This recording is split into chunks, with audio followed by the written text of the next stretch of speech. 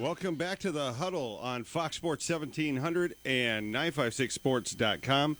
I'm Jake Berry. This is Clay Williams in studio with me today. And, Clay, I was at a game on Thursday. And I didn't know how it was going to go because last year Edinburgh had a very great end-of-the-season run. I mean, from district on, they killed it. Yeah. You know, second place in district. And they were playing Rowe, who was second place in 36A. Yep.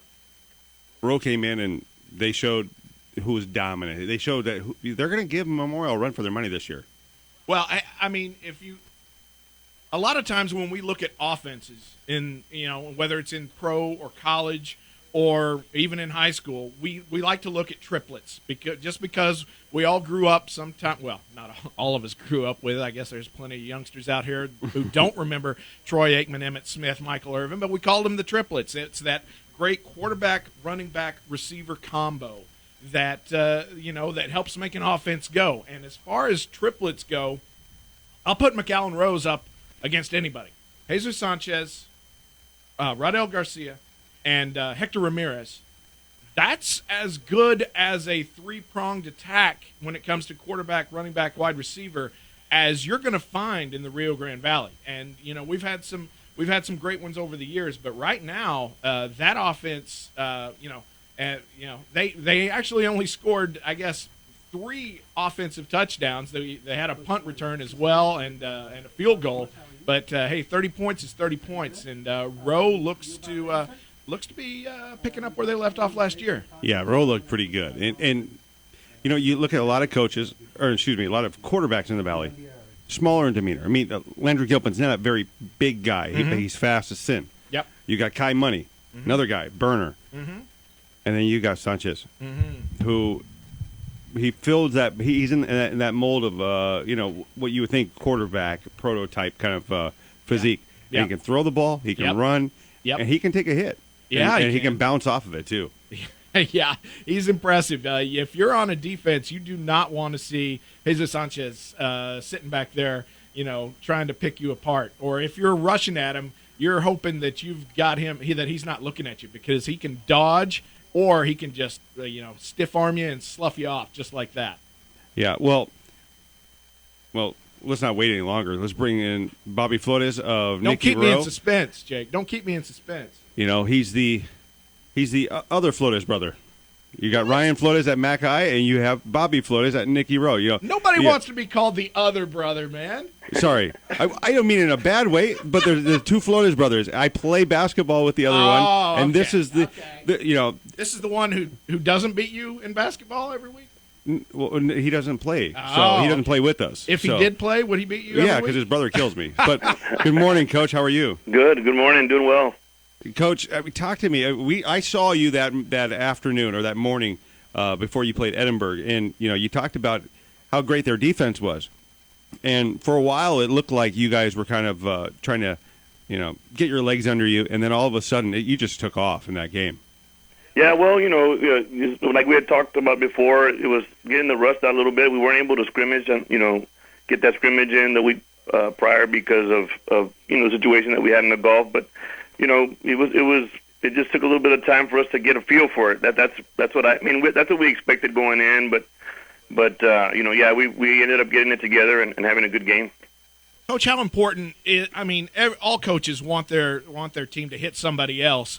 What did you have to do to make up for that scrimmage? Is there anything you can do? Did you have another intra squad, or did you just say, look, guys, this is the situation, and we're just going to have to, it's going to count. The first time we go out and hit another team, it's going to count. Right. Well, of course, we do have inter squad, but that's just part of our normal routine. And and our kids, it's kind of like that side of them that's just really ready, like you said, to hit somebody else. I didn't really have to motivate them for that. It's a game of football, and we have some good senior leadership. So, I mean, even though there wasn't any special ingredient that I put into the mix, it was just them being ready and to hit somebody else just naturally.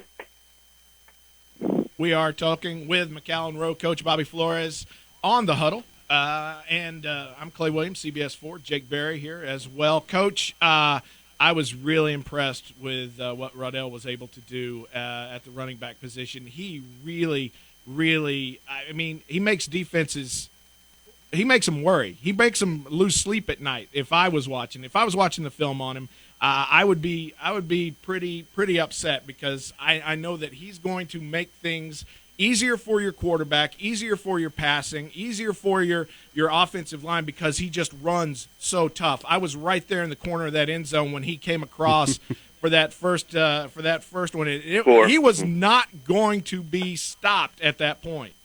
Right, and that's Raudell in general. He's a great kid overall. He works extremely hard, and he's put himself in that category of being a tough runner because of all the hard work he's put in throughout his career here in Rowe, and he's a student of the game as well. He's here. He's just kind of like you said, he's always hungry. We can always give him the football, but not only is he a good runner, but he's a great teammate.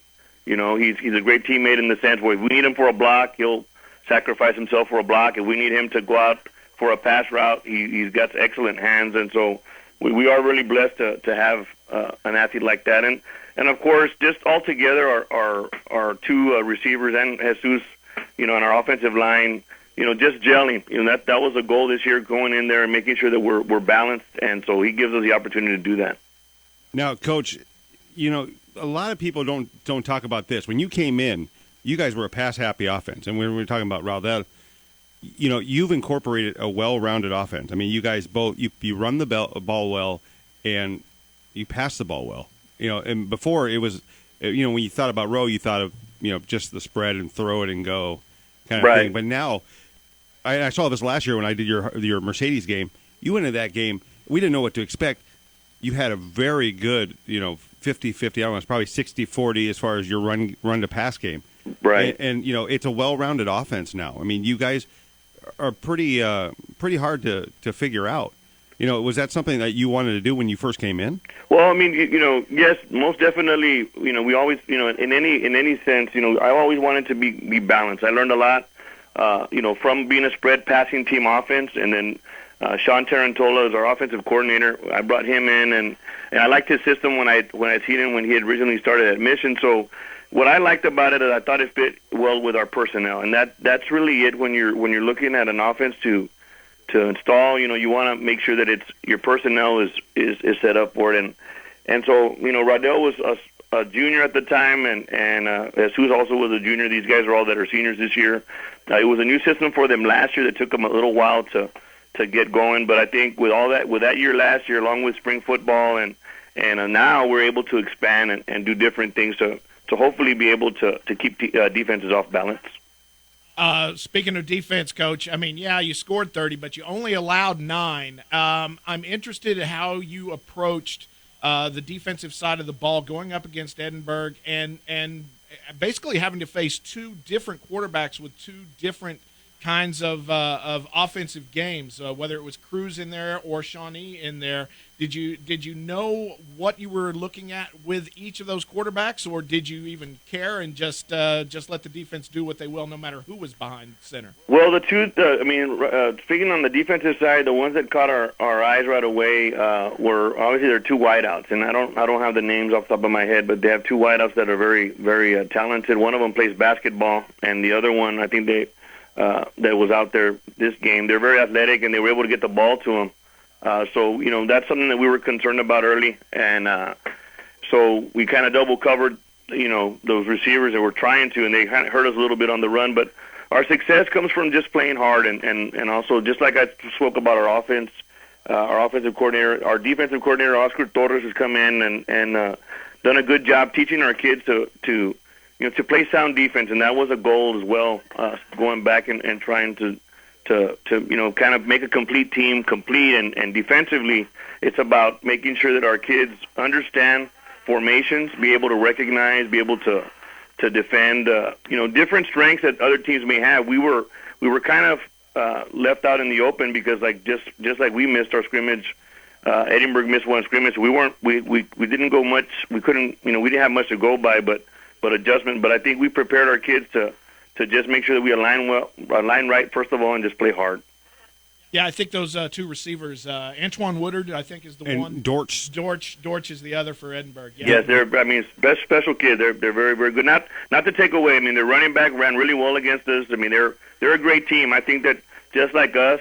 We didn't have that scrimmage, and it takes a little bit of time to get that offense going. But there's no doubt, like I said last year, and that's what I talked to Barry about, is that us and the Bobcats lined up against each other first game of the year last year, and we were fortunate to win. But I knew they were going to be tough because Coach JJ and his staff, they do a great job over there, and they've done a good job, and I know they're going to continue to work hard and do well down the road. Who's your next game? Is that the Mercedes game, or do you guys have somebody in between? No, we have Mercedes next. Yes, that's what we got this coming Friday here at McAllen.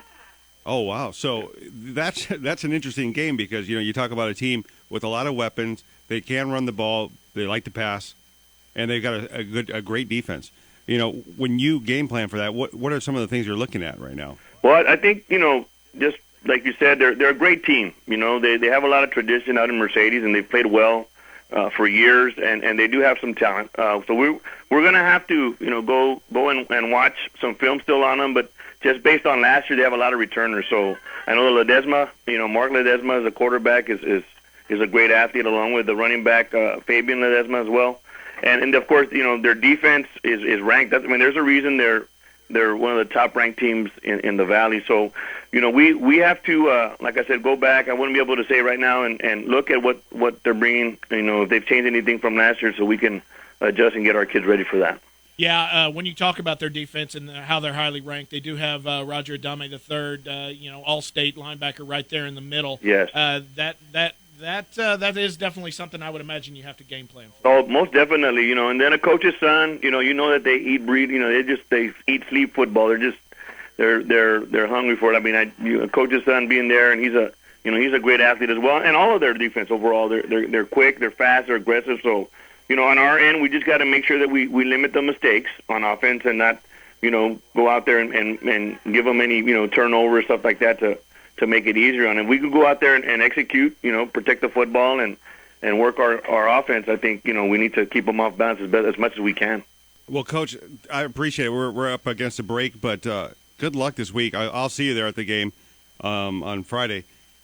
Thank you. Your team is something special. I think, I don't want to talk about it now, right. But I think you're going to give Memorial a run for their money this year. Well, I'd just like to finish off by saying that, it's a team effort here in our program. And, I'm just fortunate to be working with such great, staff.